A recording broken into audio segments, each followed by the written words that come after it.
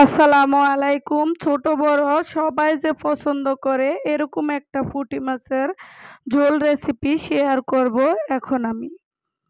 তা আশা করি আপনারাও ভিডিওটা স্কিপ না করে ফুল ভিডিও জুড়ে আমার সাথেই থাকবেন এই লোভনীয় রেসিপিটা দেখার জন্য। তো কথা না বাড়িয়ে চলে আসলাম। এখানে আমি কিছু পুঁটি মাছ নিয়ে ভালোভাবে ধুয়ে পরিষ্কার করে লবণ হলুদ মরিচ মেখে নিয়ে আসছি। একটা কড়াইতে তেল দিয়ে দিচ্ছি।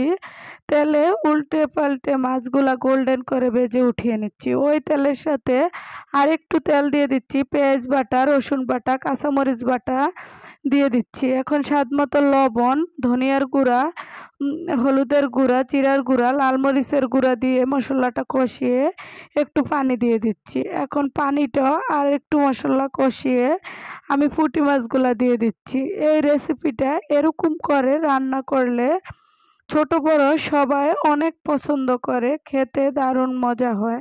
তো এখন আমার রেসিপিটা হয়ে গেছে, আমি পরিবেশন করে আপনাদের সাথে শেয়ার করতেছি কতটা লোভনীয় হয়েছে। তো দেখেন এখন আমি ঝোলটি অ্যাড করে দিব। এখন দেখতে যেমন মানে অসাধারণ, খেতেও দারুণ টেস্টি হয়েছে।